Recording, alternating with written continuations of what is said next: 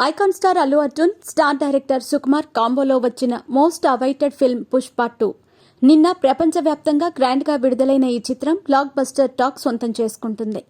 ఈ సినిమాలో అల్లు అర్జున్ తన నట విశ్వరూపాన్ని చూపించారు. ముఖ్యంగా గంగమ్మ తల్లి జాతర సీక్వెన్స్ సినిమాకే హైలైట్గా నిలిచింది. దీనికోసమే మళ్లీ సినిమా చూడాలనిపించేలా చిత్రీకరించారు.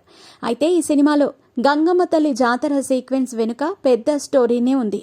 అంతేకాదు సినిమాలో ఈ ఒక్క సీక్వెన్స్ కోసం భారీ మొత్తాన్ని ఖర్చు చేశారట మేకర్స్.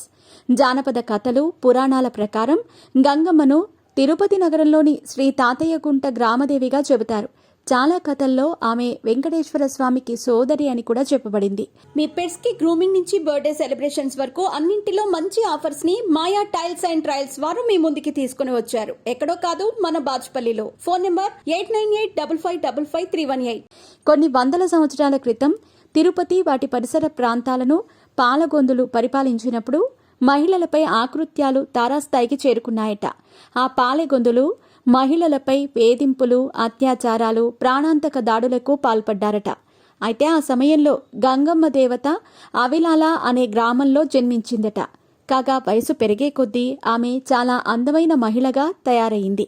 అప్పుడు పాలగొందులు గంగమ్మదేవికి హాని కలిగించడానికి ప్రయత్నించినప్పుడు ఆమె తన శక్తులతో దాడులను ఎదుర్కొన్నారట.